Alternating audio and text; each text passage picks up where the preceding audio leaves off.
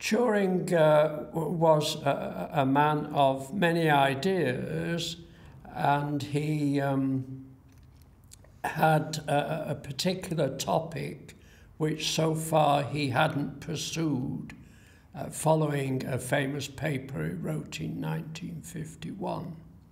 And so there was a slot in his repertoire waiting for a keen student. I first met him in this building, which then went under the name of the Computing Machine Laboratory. My first impressions was that there was a man who was knowledgeable on many aspects. I think the impression I got, first of all, that I was listening to a genius, because in that first discussion, he covered briefly many topics to convince me that he knew what he was talking about.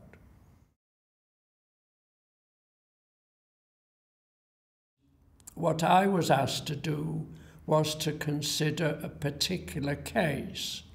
The way he described it to me was that he had what is now a famous equation called the morphogenesis equation, and that, he said to me, that equation will define the growth of a creature in 3 dimensions.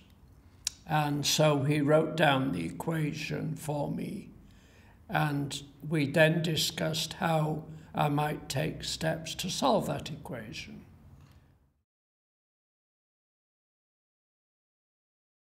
He suggested that if I went to the library, I could obtain a book showing the drawings of the species Radiolaria, which were dredged up from the bottom of the Pacific Ocean in the late 19th century as a result of the expedition for HMS Challenger.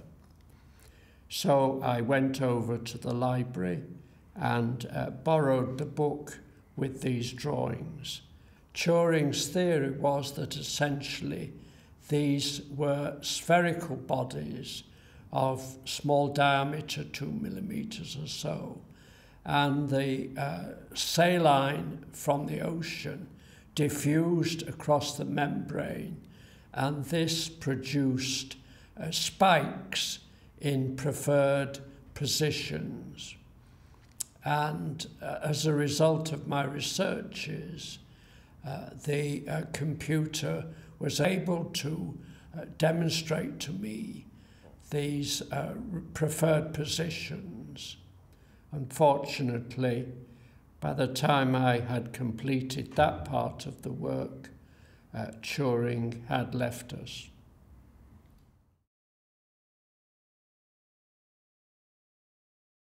First of all, the computer needed a big room.